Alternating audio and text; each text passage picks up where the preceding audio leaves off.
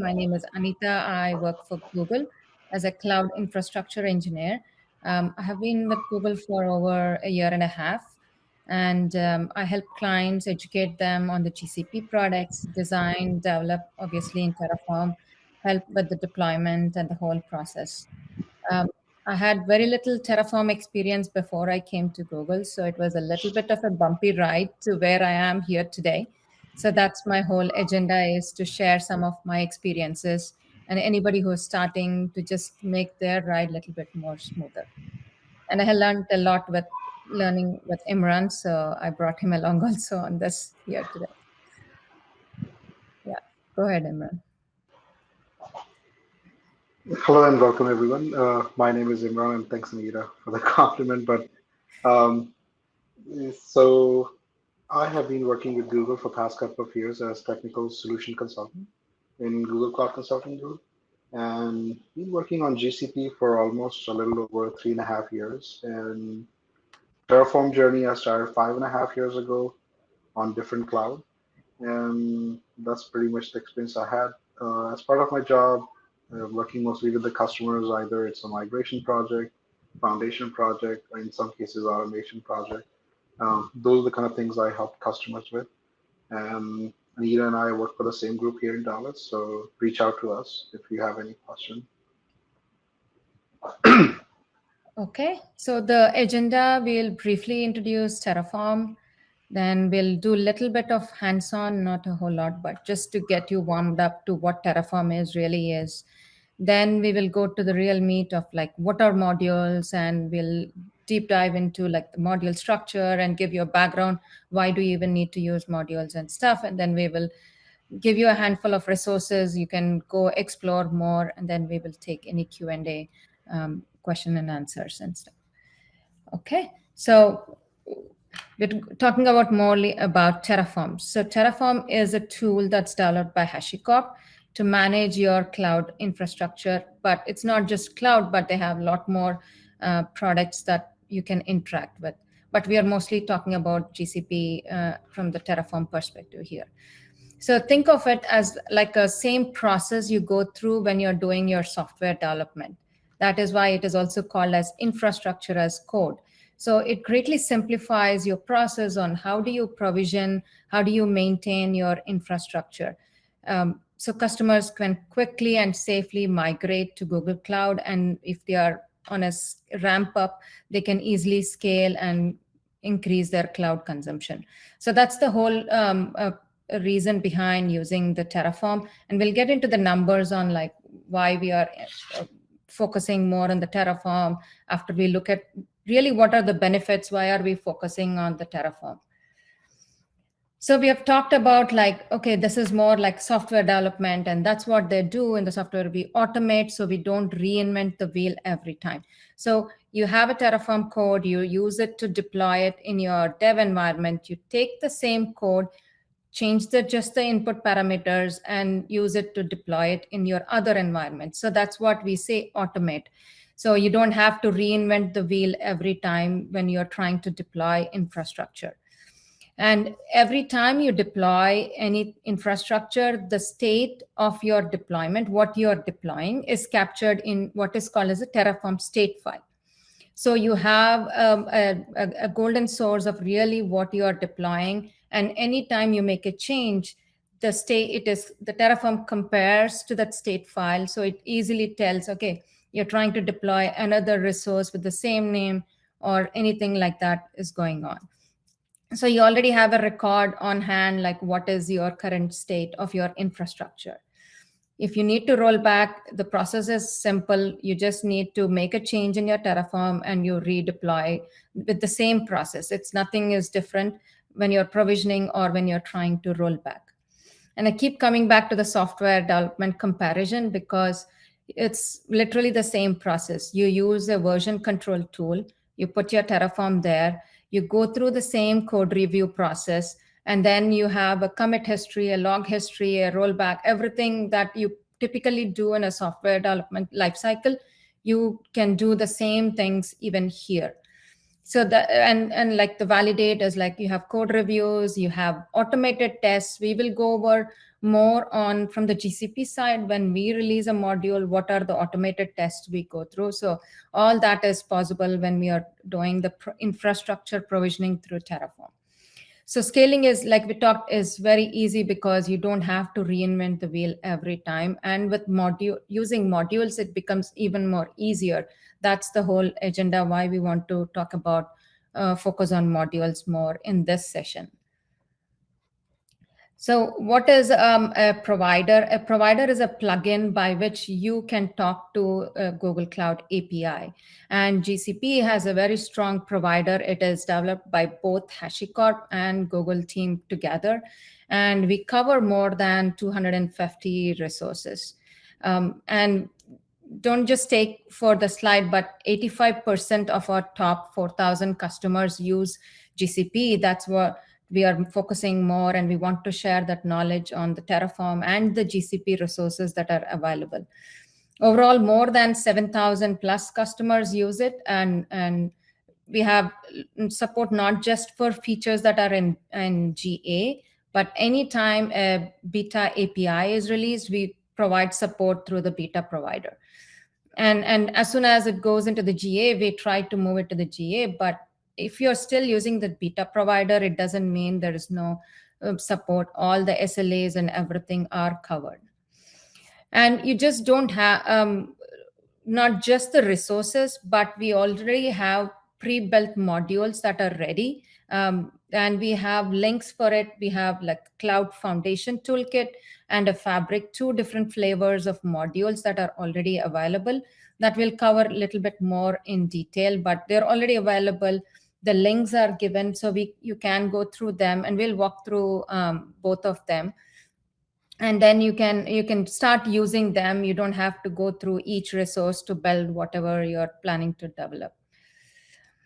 Going into some of the numbers that we have already talked, this is like the total provider download count we have so far, 276 million, and numbers based on like last year, and some of the top downloaded modules are also given. Project Factory that creates the projects, which is the basic building block before you create any resources. Then the IAM and the G-Cloud, all fundamental components are obviously very heavily used here. Okay, so let's look at some hands-on development. So what we are trying to show here is, to create any resource in GCP, you first need a project. That is your first thing you need to do before you do anything. Suppose you want to provision a compute VM.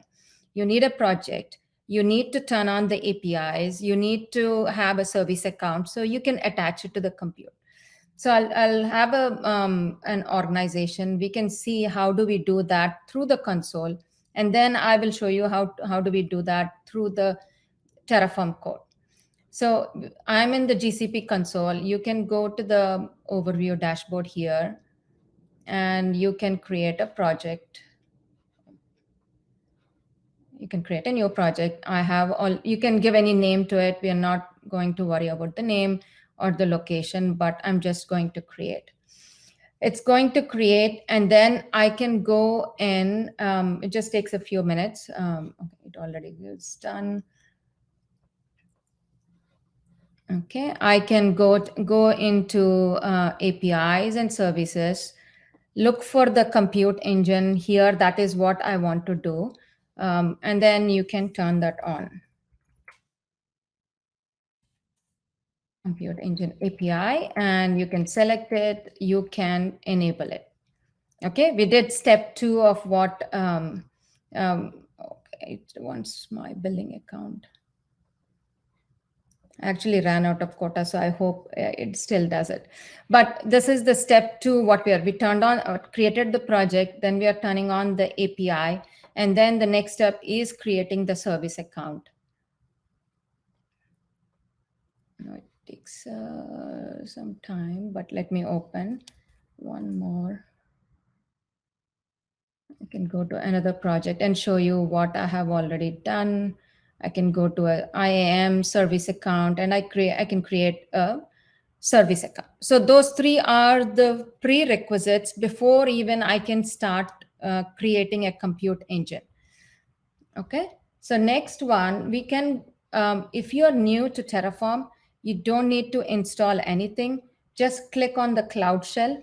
Terraform is pre-installed on your Cloud Shell. If you do Terraform -v, you can already see it's pre-installed. So it's very easy to get started. I have already two folders here. Let's walk through the code where I create the same resource from the Terraform using just the provider here. I'll go through my main file. So this is all Terraform files end with .tf. So that's what I have, my main file. What are the variables and what are the inputs I am giving in, like my billing account, my project names, few things. Okay, so in this main file, I only have 3 steps that I want to do. I want to create my project. So this is the resource I'm calling. I'm passing in a few parameters here. Where do I want to create and stuff? I'm giving in the APIs I want to turn on, like Google Compute API. And I'm saying, okay, create a service account for me. So that's all I need. And I can just run this file. It will create me a project. I have one more example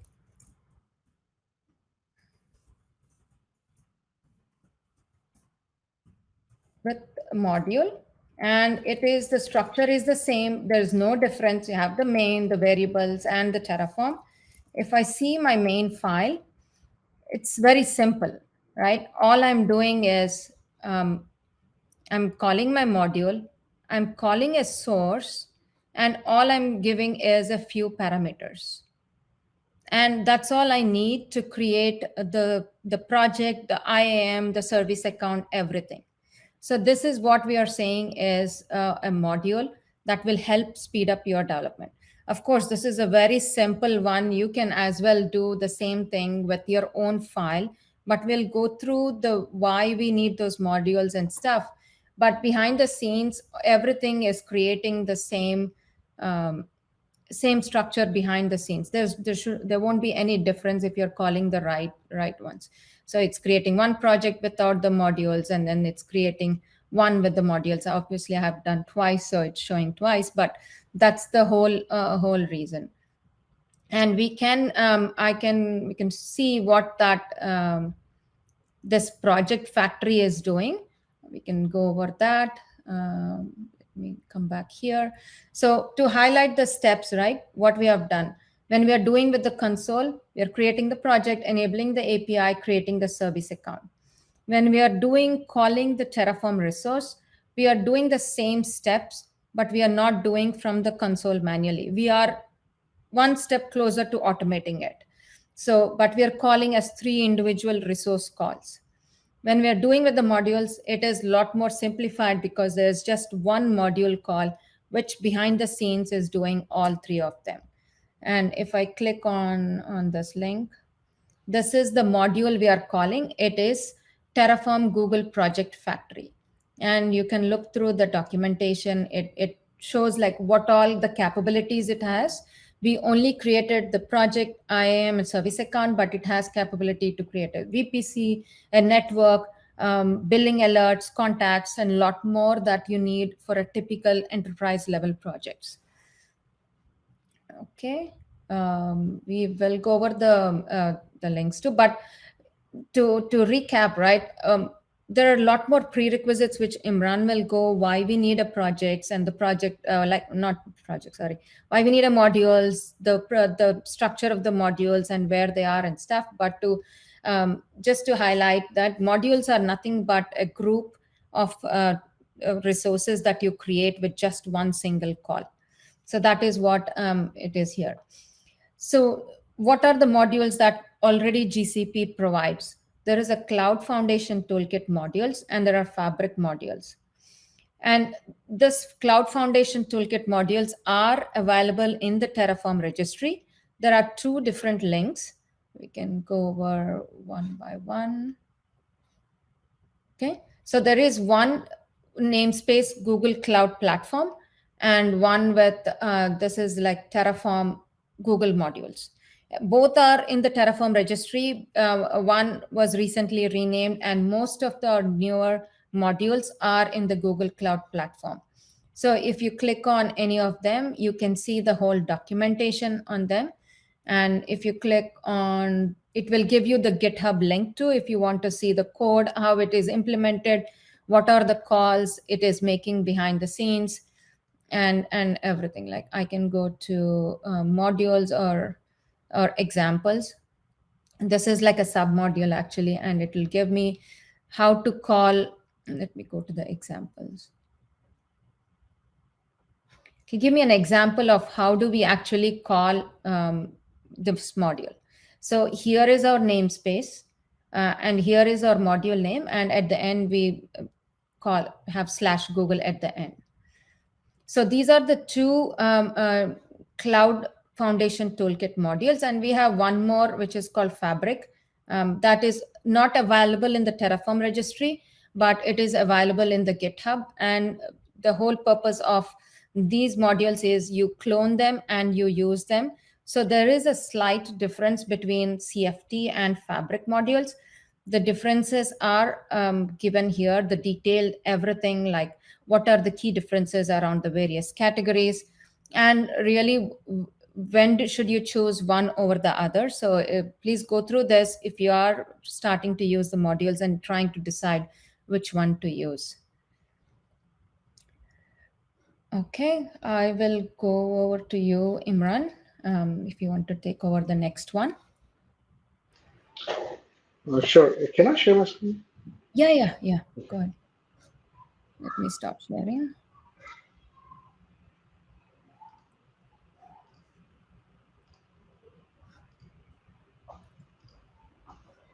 Let me know if you can see the screen. Yeah, I can see. Okay. So before I start, I just want to let everybody know that most of the cloud, like most of the cloud platform, Google does have its own IAC, which is Deployment Manager. But the preferred way of deploying anything in Google Cloud is Terraform, and that's why Google is spending a lot of resources on it to make everything available through Terraform and make it easier to using Terraform modules. So if anybody has any question around like how serious it is, this is our primary way of deploying resources. So that's what our take is. And as Anita has already shown the stats, how many people are using it, and it's pretty commonly used right now. So before I jump into this thing, first thing I would just want to let everybody know is that I am a big proponent of Terraform. To me, if anything, like they say, anything worth deploying or worth doing is worth doing well. I say anything worth deploying at all is worth deploying with Terraform. That's how I see it. Because remember, you don't want to do the same thing over and over again, even if you're doing your labs or some site work. It's better to do it and then figure out how to write a Terraform and keep that Terraform with you so that you can deploy it quickly and do your testing instead of going through the whole process of setting up lab again and again. So as far as the Terraform goes, um, these are prereqs for the module. What that means is these are not the prereqs of how you should use a module. I call them a prereqs for before you use any module. And I'm not talking about Terraform module you guys are writing on your own. I'm talking about the modules which are available through a registry, Terraform registry. Either the providers are doing it or some open source communities are providing it. When I started my journey 5 years or 5.5 years ago, I wrote some module initially because when I run Terraform, and then I figured out that there is a Terraform registry where the modules are made available through public registry, and anybody can go and use it. I tested it; it looks good to me. The only question I have was, now if I start using these modules, that means that now I am dependent on these modules. Means now anything I do it will be dependent on the code, which is written by somebody else, and I don't have too much control over it. So if I'm going to do that, I want to make sure that it is a well-maintained module. So I start going through the GitHub from registry to the GitHub of the module to see how well it is written, how well it is maintained. Uh, that was very important for me. Is it being updated or not? Are they fixing bugs or are they adding new features? Because cloud features are changing, which means the providers are changing, which means the modules are changing. And I wanted to make sure that those new features are being added to the provider, are being added to the module. Otherwise, I will be stuck with it and I won't be able to use new features. So, and how quickly they are able to do it. Second thing was that how big is the community? Because most of these Terraform modules, they are open source, which means not just the provider, they are adding features to it, but also community is contributing to it. And I wanted to see like if there is a large community around it, and if there is, then I will feel better about it. The third thing, which was very important for me, was that what is the benefit of using that module? Because if somebody put a module together which is just putting two resources, I can write the same code and I can do it on my own. What's the point of going through a module through the registry? If I'm going to use some official module, it better be making my life simple and easy. Otherwise, there's no point of me depending on something which is not helping me at all. So that was the third thing. And the fourth thing, which was more important for me, was how comprehensive the module is. Because remember, a lot of time when we deploy resources in GCP or any other cloud, there are always some ancillary things like dependencies, and if you are doing this, maybe you want to do this also, and things like that. So are they covering all those things or not for me? Those were the prerequisite before I will start using any module. Unfortunately, 4 5 years ago, um, I checked some of the registries. I didn't find most of these things, and I end up in writing my own modules and continue writing my own modules or using resources directly. Uh, 3.5 years ago, when I started using GCP, I did the same thing. I didn't bother to look at the mod. I just assumed that modules are going to be same way, so I just started using, writing my own modules until one day I end up in looking at Project Factory code, and that was the light bulb moment for me, which was like, okay, this is something different. Apparently, Google Cloud Modules are not, and this is way before I joined Google. So I realized that Google Cloud Modules are not like any other modules I have been, looking at before, and I felt like I think I should use these modules based on the fact that there was a large community around it. There was PRs coming in all the time, getting added, merged back to the main module. There were a lot of things going on, and these were the main things what I found in Google module, which convinced me to start using the module. So one thing I want to clarify is that going forward, whatever I'm talking about, convincing everybody to use the module, is not that I'm convincing to everybody to use any module, because you have to go and do your job, make sure you can use the same prerequisite and the things I talked about here to figure out like, should I be using that module or should I just download the module and convert into my own module and start using from there. That's the decision you need to make. So whatever we're talking about here is strictly talking about the GCP modules, because that has been my experience. So first thing what I noted with the GCP modules was that they are fairly opinionated. So it was not like, okay, you just go in, you deploy a resource and be done with it. They provided different types of resources and helped me guide me to deploy resources in a different way. So let me give you an example. Like if you look at our GKE module, which is Google Kubernetes Engine, you can see that there are a few sub modules. One is going to help you deploy a safer cluster, more secure. One might be helping you with some private cluster. There are some different variants of it. There are some different features available. So they were very opinionated, which means that not only they are helping me deploy resource easily, but they're also helping me figuring out like, okay, if I want to do certain things certain way, what will be the path to do it? So that was one thing. Other thing what I found out was it was really, really making life easier. If you look at some of the more comprehensive modules, you can see that the modules are fairly complicated in itself, means like the coding of the module is fairly complicated. So that means if you are going to go and do all that, you have to write a very complicated code. While if you use the module, all you have to do is just pass the key value pairs and be done with it. Just like Anita just showed you as an example, that if you're going to write your resources, you're going to write a large code, while if you use the code available from Project Factory, you can use that. And then the next thing which I noticed was that people are going there creating issues for requesting new features, either bug fixes or anything like that. And then there were either Googlers or people from outside, from the community. They were submitting the pull requests, they were fixing the bug or adding new features, and then those were being added. So it helped me. It made me feel better that okay, if I use these modules, I will be getting all of these features fairly easily. The next thing which was very important was that it should cover all the other requirements needed by the resource. I just gave you an example like GKE cluster if you're deploying.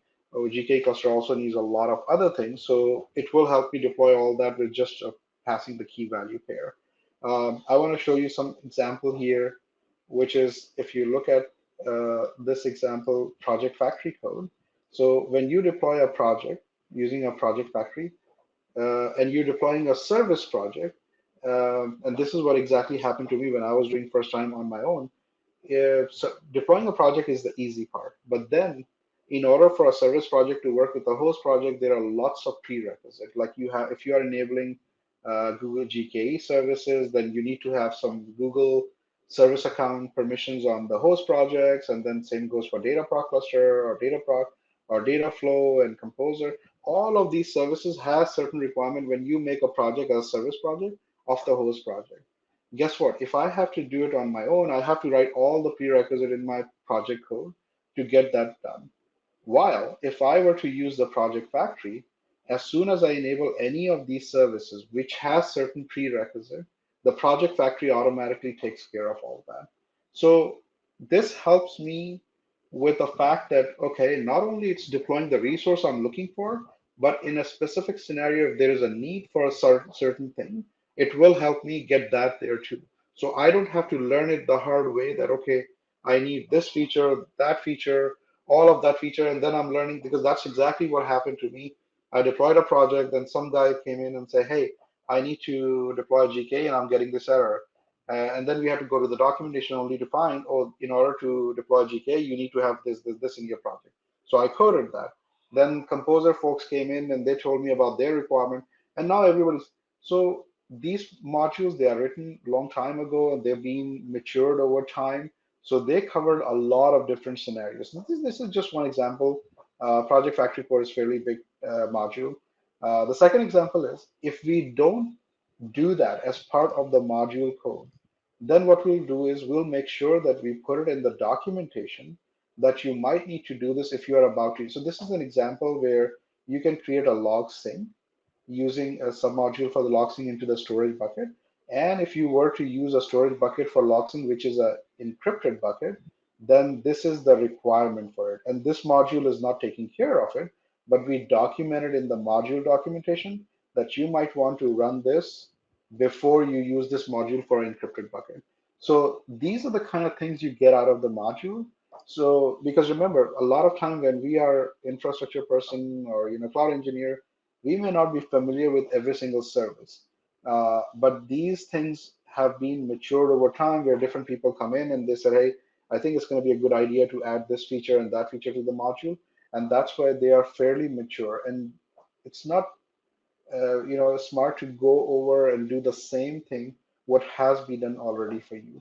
So this is just a couple of examples of how we deploy resources, and not only we deploying resources, but we are covering all the other requirements for that resources so that you don't have to worry about them after deploying the resource.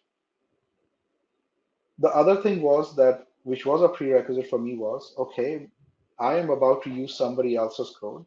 How comprehensive testing are those folks doing on their code? Because if they're just putting their code by testing very simple, deployment, it's not going to work. And if you want to have a comprehensive testing strategy, guess what? You need to have an automated testing.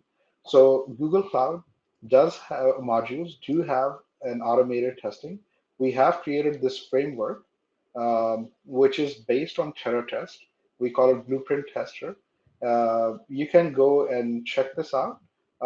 This helps us deploy all these resources, and every time when somebody send us a pull request, there is an automated testing happens behind the scene.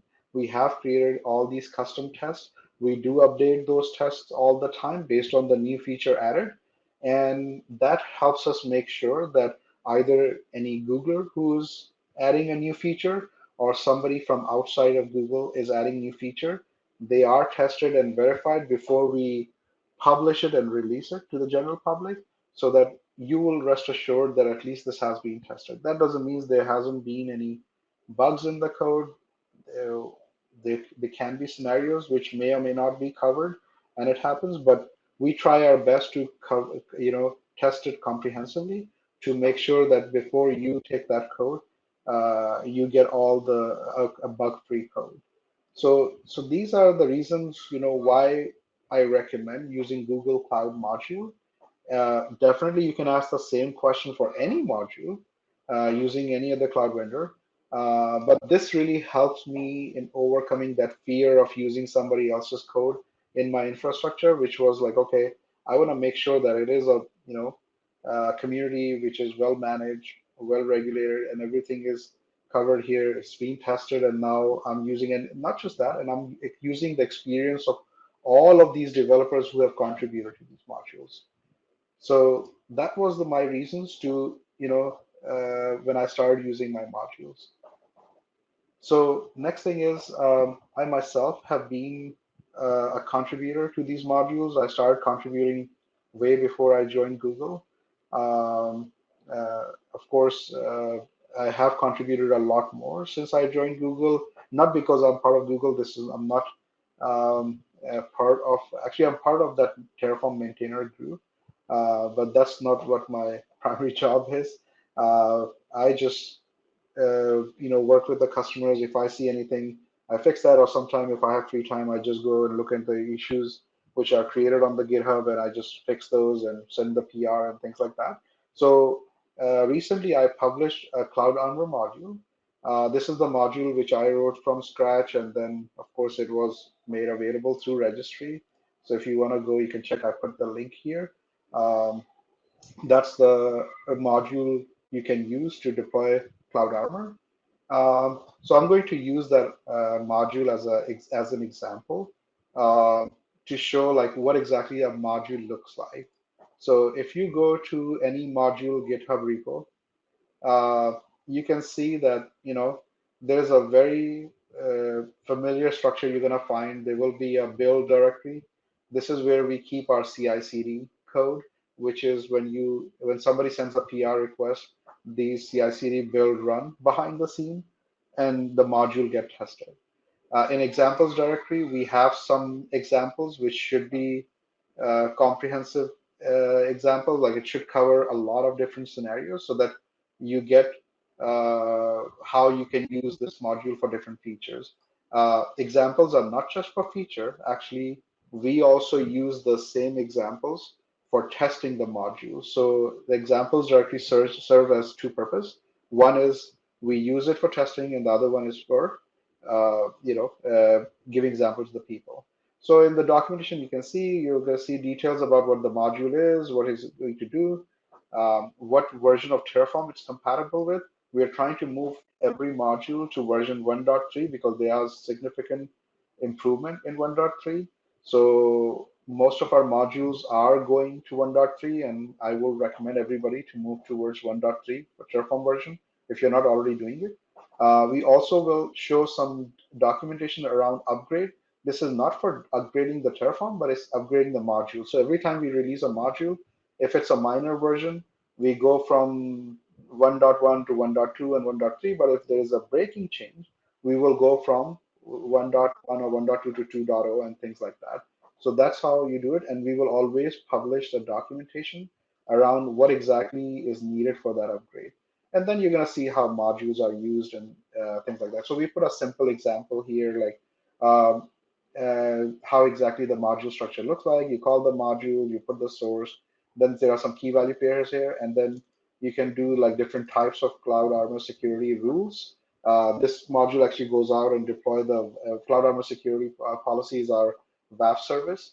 So you can deploy a Cloud Armor security rule policy with a lot of rules in it. It just makes it easier to deploy rules by just passing these rules.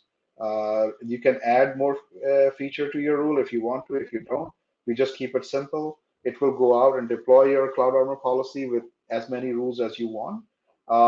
Just to show you like how big of a difference it is to use module versus writing your own code. So Cloud Armor module actually deploy only one resource. Typically, you're not going to see one resource deployed by a module, but the Cloud Armor policies, they are fairly complex. And depending on what kind of rule you're creating, you have to write different kind of code. And this is why I created this module to make everything just a simple parameter. You just pass these key value parameter to do it, because if you don't use the module, then you're talking about writing the code for this complexity, which is fairly complex. I can show you like it's a lot of coding you have to do, a lot of checks you have to put in there. There are things which are dependent on other parameters. Some parameters have like if you pass this parameter, then this parameter has to be null. This module is taking care of all that. So this is not just making your life easier to deploy the Cloud Armor module, but it's also making sure that you don't make those mistakes that okay, if you were to pass some parameter you were not supposed to, this will make sure that you don't. Either it will throw an error or it will just set it to null by itself. So you can see all of that. And it's a fairly comprehensive module. It is doing a lot of things, and you can see that either you can write all this code or you can just go and say, hey, you know what, I'll just call the module and I'll pass these values and I'll be done with it. So that's why I always recommend that if we do have a module available, go and use the module, CFT module, we call them, because this will make it life easier. You can always refer to them and use them. It helps you very easily. Um, so this is pretty much the structure. How are you going to request if, let's say, you're using this module and you have an issue, like a bug fix or feature request, you can go to the issue section and just submit, create an issue here. Either it's an enhancement or it's a bug fix. It will notify some of the maintainers who get notification, and either they look into it or they will just set it like, okay, it's a good first issue. Maybe somebody else can look at it. Or if you feel like, I can do it, what you can do is you can fork this repo, write your make updates to the module and send us a pull request. We will let it through automated testing. Somebody from Google review it, make sure everything looks good. We might ask you to, fix a few things here and there.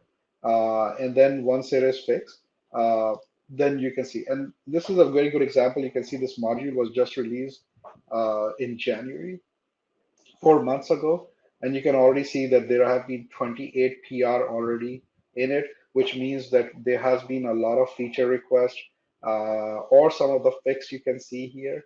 Most of the fix were that, a feature were not there, so we added.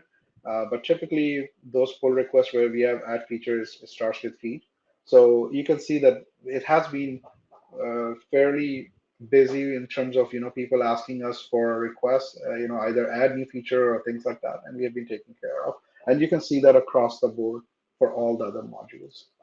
So that's what it is. I just want to uh, cover actually the maintenance one. I just already told you that you can go and create a request and it will be done, or you can do it yourself, as I mentioned. Anita.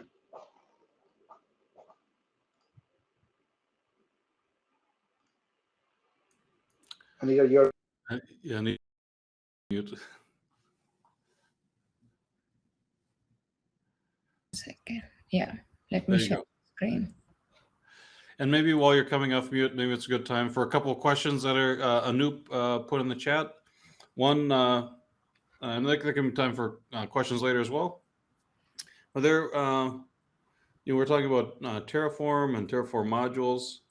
There's another way to do some automation through Anthos config connector. I don't know if you're very familiar with that or not, but would you have any guidance or idea, why, we're promoting two different ways of doing automation? Is one better for one thing and one better for another? what kind of advice could you give to Anoop on that?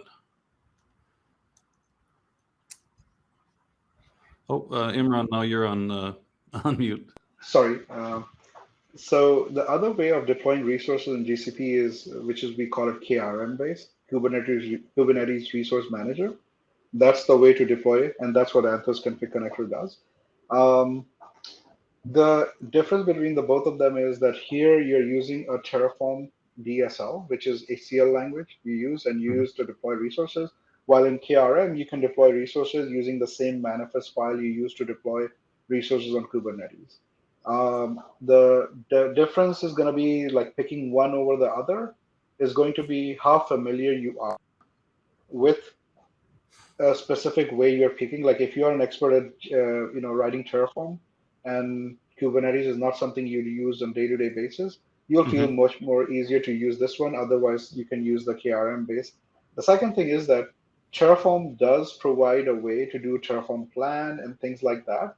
Unfortunately, you can do some dry run in KRM, but it is not as comprehensive as Terraform plan. So those are the shortcomings. I'll see if I can find some comprehensive distinction between the two. But typically, I have seen some developers who are more familiar with that, and there are resources which are closer to their application, and they feel like, hey, I want to have a single piece of code which is going to go and deploy my application / maybe a GCS bucket or maybe a couple of things like PubSub topic and things like that. It makes sense to go through KRM. But if you're deploying end-to-end infrastructure for your infrastructure, it would be better to use Terraform because you can maintain it much better on this side. So that's how I see it. Anita, do you have anything to add? Yeah, I think, and also, I don't think Anthos Config Connector has support for other cloud providers right now. So if you're a multi-cloud, that's one thing to consider. And also KRM features compared to Terraform may not be same. So provider gets updated more frequently compared to the feature getting added to KRM. But again, KRM gets updated frequently too. It's just that this is a very good point, which is like if you're multi-cloud, then you might want to stick to one single way of doing things, but it just depends on how you're deploying things. Okay, thanks for that. Yeah, go ahead, Anita. Back to, looks like that's some more information on maintenance of modules, what to do if you're trying to use it and something bad is going on. Yeah, we just don't talk about the good stuff, but how do we ongoing maintenance? So there are two different things, right? One is your Terraform itself has an issue or your provider has an issue.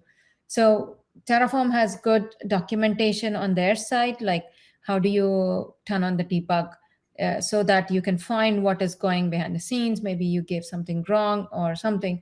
So you can get all that, and they have good documentation on, it's just an export flag that you turn on and then get the debug information. If you still have any issues, it's the same process.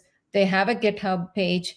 You open an issue, and having that debug turned on allows to collect all the resources that you can provide in their GitHub, in their issues when you open a bug report or feature request. If you have a provider issue, it will be the same thing. You open a GitHub, you turn on the debugger, and then collect all the information.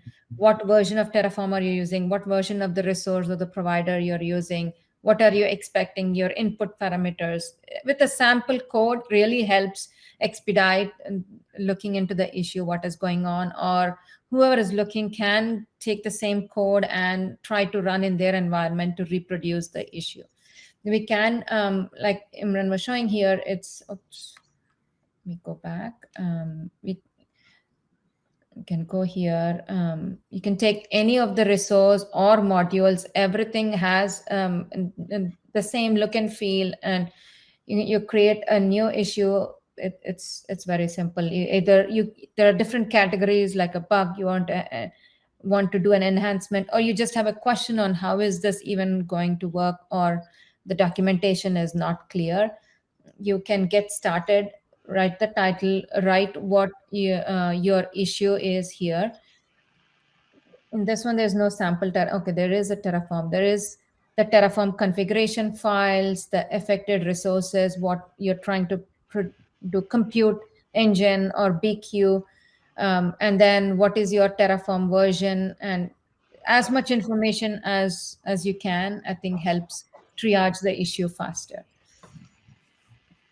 Okay, and you can also, it's not just about maintenance that you have an issue. If you want to contribute, you have gone through the same issue, definitely look through the issues. We have a good document on what are your requirements that you need to do satisfy when you're submitting a pull request, or you need a CLI license to submit the pull request and stuff. So, but everything is given in our documentation. Okay, and if you are already a GCP customer, you can work with your TAM and your FSR, so that not just creating a bug request on our GitHub, but they can triage with our product team.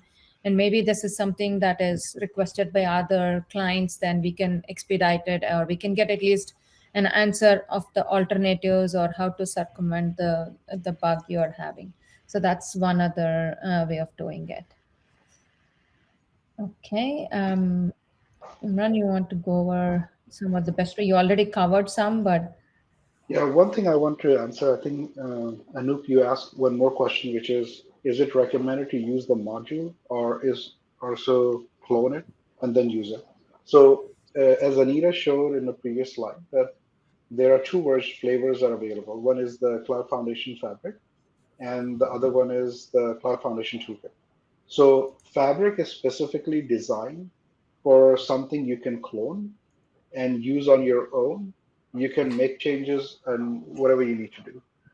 As when it comes to the CFT module, they were designed to be hosted on the registry, and you should just reference in your root module on your own code and call it and use it. But that doesn't mean that we are stopping you from downloading that module and host in your own environment. The only challenge you're going to face with downloading the CFT module and then using it on your own is that sometimes these CFT modules might be calling another CFT module. So you have to go and make those changes on your own, which will make it too complicated. And then if you have to update, if you are updating the code, then you're not going to be able to just do a git pull and be able to move on. It's not going to work. So CFT modules are built for something hosted on the registry. You just reference it and use it. One thing, as I think your question is coming from, which I think is the first point here, best practices, that what if I want to do some customization? There's always going to be a customization. Like, let me give you an example.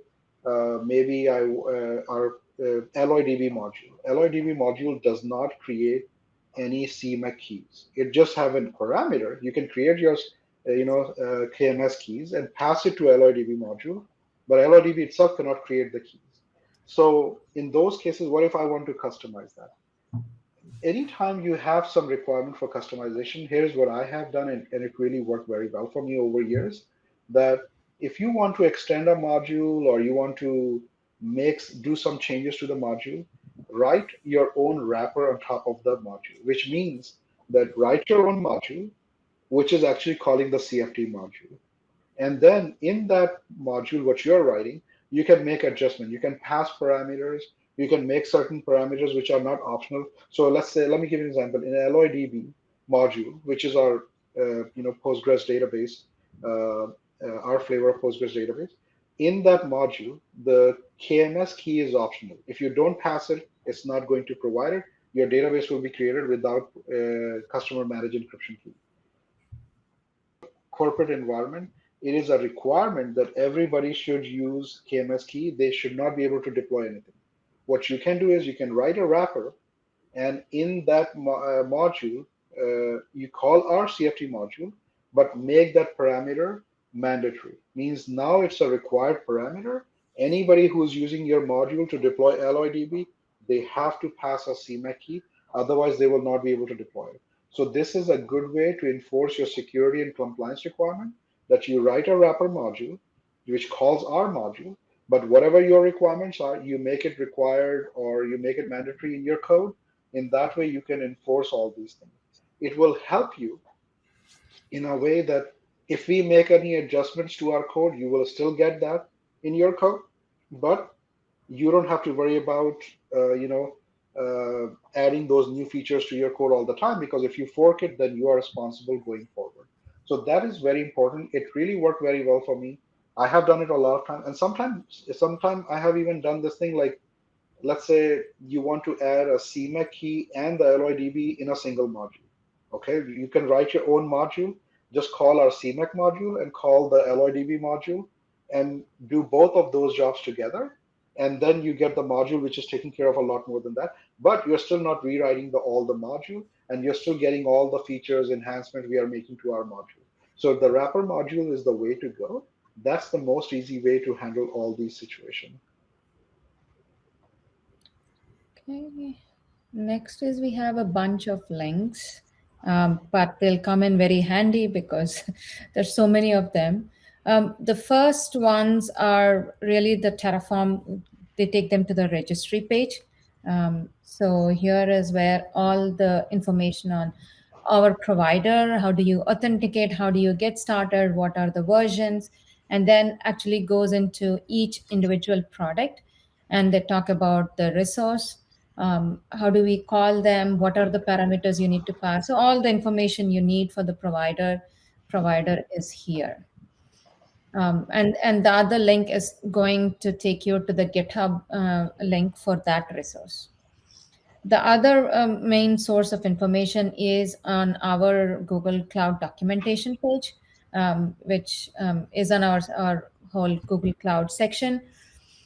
The best thing is to just look at the best practices, because it's very comprehensive, and it talks about like how do you name them, how do you structure your Terraform files, and like what do you like you're calling outputs of one module into the other, how do you do them. So all the best practices are given here, and also the samples for a few of the resources are given and listed very well, segregated by the product.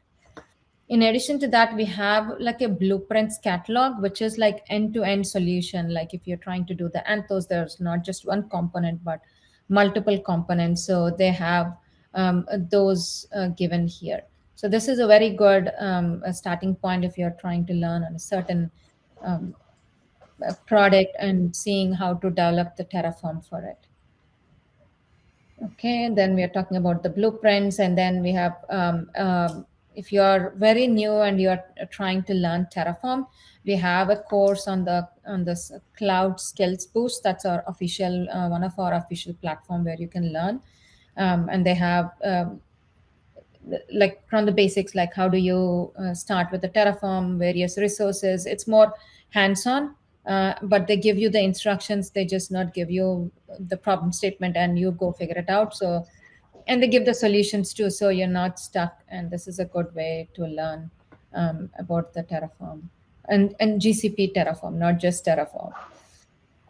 And then we have our own community reports where we have our whatever solutions we are developing. We just generalize it and place them there. So those are the ones we are tried and tested, and we have used them. Those are also available in our GitHub page. And the links, those two links are also given here in the community contributions for the repos. I think that's all we have. I think we are right on time. Yeah, right on time. And so those links don't. Yeah, you can post some links in the chat. I'll also be getting this presentation from Anita and Imran, and together with the video, I'll post it on the event page, so you can you have everything at your fingertips. You can rewatch the video, share it, and also have the the links at your fingertips as well. And it's kind of nice to have that curated list, because if Google as search engine is great, but having somebody having gone through and just please send me the links that are important. Those will be nice to have. All right. So the Q&A chat is open. Looks like Anoop does have a question in the general chat as well. Could you please talk about using Terraform to build a landing zone? Is that something that you're familiar with and can talk about? Imran has already pasted the link for it. No, go ahead. Yeah, Oh, we can okay. talk I about it. didn't even notice. So no, I mean, so first thing first, the landing zone is a very comprehensive set of infrastructure resources. So what Google has done is they have published the Secure Foundation Guide. I put the link in the chat window. So you can go through it. They talk about how to set up the whole landing zone. And for the example they have given, they have created this, they posted on the CFT module website, which is called the Terraform Example Foundation. That foundation is not supposed to be used as a module directly, but instead you can clone it, and then it has a step-by-step, like, okay, it is going to deploy your initial bootstrap, then projects, then networks, folders, interconnects. So it has a fairly comprehensive approach to have a landing zone. So Mhm. that's pretty much what most of the people use. And if we end up in, based on customer requirement, we do customize it all the time, which customers can also do it on their own. So this is a very good baseline for a landing zone.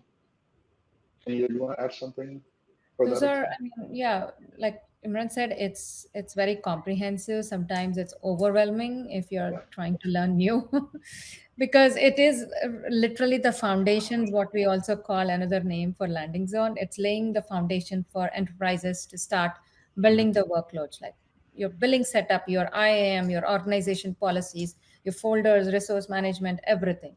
So, yeah, if you are familiar with those topics, yes, it's a good way to know the overall structure.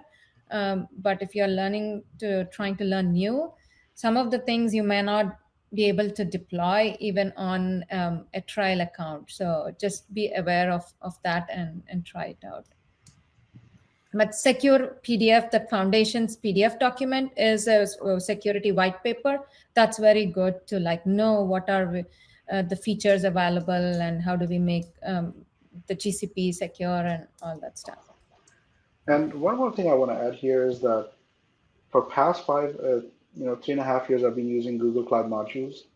I personally have learned a lot in terms of Terraform. Forget about the Google Cloud itself, but just the Terraform, Mhm. like how you can use Terraform to deploy different kind of things, different techniques, how to loop through it, how to do conditions, even some of the edge cases which you don't see.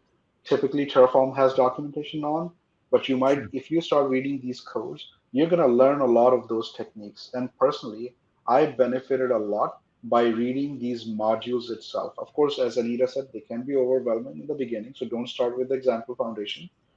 Maybe pick a simple module. I'll just show an example for Cloud Armor modules. You can take a look at it. You will learn a lot of techniques in terms of Terraform, which you may not see in any documentation, but somebody came up with the logic like, oh, I can do this. So that is something really helpful. So if you are on a journey to learn Terraform, I would highly recommend that every time you use these modules, take a peek at the code also. Like, hey, what are these guys doing behind the scene? How they are achieving taking this simple, parameter and converting Mhm. that into a very complicated structure? What are they doing behind the scene? That will help you understand Terraform and learn Terraform also. So I use that personally. It really helped me a lot for past 3.5 years. All right, excellent. And just uh, for clarification on the two links, one link is for security foundations, which is like a white paper on how to uh, uh, build a secure cloud from the bottom up, and then the Terraform example is kind of trying to interpret that Exactly. those best practices into workable Terraform, which will give you an actual instantiation of a foundation. So whatever you see in that secure foundation paper, it's exactly deploying the same thing using this code. So this Terraform code is exactly deploying what the architecture they have been prescribing in that. Of course, people always customize their architecture Mhm. based on their need, and they can also customize the Terraform code. But whatever the foundation guide is talking about, you can deploy exact same thing using Terraform code I posted on the example foundation. Okay, no, that's great, because even if you're at the beginning and you're learning Yes. some pieces and parts, Yeah. this can give you an idea of like the broad width of things that should be there in an environment in order to be secure, especially for an enterprise that where security is paramount. You're not just a small website that you're doing for fun, but a place where you're going to be deploying applications that may be running the back ends of airlines, or be at an insurance company, or a healthcare company. So that's cool. All right. Yeah, thanks, Anoop, for the lots of the questions. So we've got, can you give some guidance on how to set Terraform for deploying an HA multi-region GCP setup? He didn't find anything about that. So he's trying to get an idea of, if one region goes down, can we still have Terraform deployments? So we know that the things that we run in the cloud, our applications that we want to run, we can just deploy them HA. This almost sounds like for the Terraform itself. Have you seen ways to have a highly available Terraform to be able to deploy things no matter which region goes down? So let me understand. Let me ask a question. So I'm assuming what you're talking about is that if you deploy, let's say, multi-region using a single Terraform code, and one region goes down and you're trying to update, because the region is down, you won't be able to execute that code because you keep getting failures. Yeah? Is that your question? Okay, so that's your question. So first thing is that there are, I think before we even talk about that, one thing I want to talk about is that everybody who starts a Terraform journey, they need to understand how to segregate their code, because you're not going to code the whole infrastructure in a single piece of Terraform and deploy.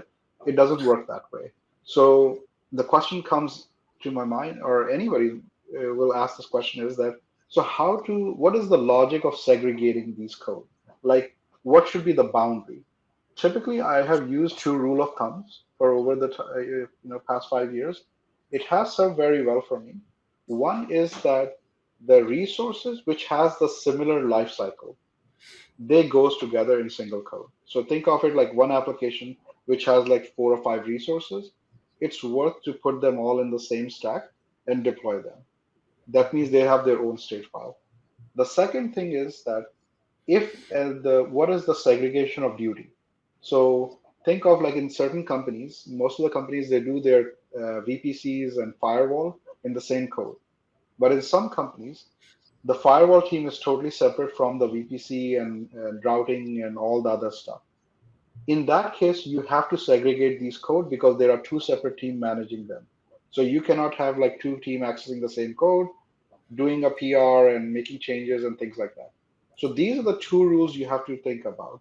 So that's the main thing, that you have to segregate your code based on IAMs, based on segregation of duty, like who the team is going to manage, and then the life cycle of the resource, because your VM is going to come and go, but your VPC will stay there, isn't it? So they should be in a separate code. So that's first thing. When it comes to the multi-region deployment, um, most of the GCP services, the way they work, they are multi-regional inherently. Like if you talk about the VPC, if you talk about routing, if you talk about firewall rules and things like that. Although we are trying to make them regional because of some of the GDPR and other requirements, but for most part, they are all global or they are multi-regional. So in that case, you don't have much choice there. You just deploy it. Second thing is that unlike other cloud vendors, your provider, where you have to mention the region in your provider, in GCP, you don't do that. You put the region in the resource, not at the provider level. And that is why the code is much easier in GCP compared to other cloud vendors, because there you put the provider, the region in your provider section, which means this whole code will deploy thing in a single region. So that's one thing. Then, of course, this notion like, okay, what if I am deploying a VM in one region and VM in another region? If you have that uh, problem, which is like, you deploy a single code into multi-region. And now if the region is going down, of course your code is not going to work. In that case, I typically segregate the code, but you have to keep in mind there is a pros and cons of these logics. If you keep them separate, then guess what? Every time you make a change on this side, you have to make a separate, you have to execute a different pipeline to deploy a different region. So you can do that, but the benefit of that is if the region is down, you won't be affected. You can always actually make changes to your second code and be able to do it. In some cases, you might be able to even make, pass a parameter that, okay, if, but the parameter is not going to work in case of a region down. And one more thing to remember is that region going down is a big event because there has to be a huge catastrophic event happening, which happened recently. I mean, it's not like it cannot happen. With time to time, we have seen. But you will see these kind of things. So that's the typical logic I have used in past for these multi-region. Oh, okay. So GCP state should never be in a single region. You should always have a multi-regional bucket created for GCP state, just so that you can make sure that if any region is not available, your state file will already be available. Either you can pick a dual region bucket, you can pick a multi-region bucket, either way it should be fine, but I have never created a single region bucket. And remember, GCP makes it very easy, unlike where you have to create a bucket and you have to replicate that. In Mm-hmm. GCP, you don't have to do that. In GCP, you just create one bucket and you tell Google that either you need it in two different regions or you want to make sure this is available in like whole US because US is also considered a region. So that means we will distribute in US different US regions. So you can do that. And so two things you have to remember. Every time you use a bucket to store your state file, make sure it's multi-region and make sure it has the versioning turned on. So if you are executing your code and something goes south, remember there is no you cannot backtrack everything in Terraform. So the only way to do that is that maybe go clean up some of your resources and put the previous version of your state file back, and then you get everything back. So these are the two prerequisites for the Terraform state file. Always make sure you are using a multi-region bucket, and always make sure you have versioning turned on so that you can go to the previous version of the code. Because remember, every time the code is going to execute, it will override the state file.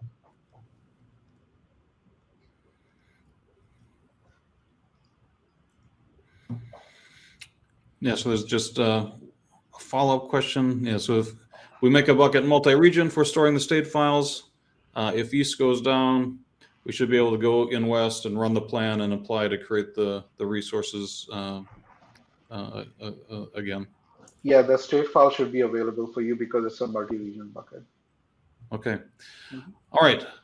Yeah, thanks for all the questions. I do have one final question that I ask all of the speakers. It's not necessarily technology based. If you think of yourself when you're 20 years old, think of yourself now. What would you do as your current self? Like if you could give some career advice, go back in time. What would you tell your 20-year-old self? What to do? What to do about a career? I don't know. Imran, do you want to go first? Sure. So typically, so sometimes I teach university kids, and sometimes I get to meet these high school graduate. I actually on the weekends I teach robotics Oh, to cool. elementary and middle and high school kids. So every time I do this, I always give them two advice. One is Larry Page once said that always you should be always working on something uncomfortably exciting. Yeah, if you are working on something which is exciting but you're not uncomfortable in it, then definitely you're not on a right path. So you have to make sure that you are taking on things which is making you uncomfortable. You're not like, okay, yeah, it's my comfort zone, everything is easy peasy and I'll move forward. No, you should be working on things which should make you uncomfortable.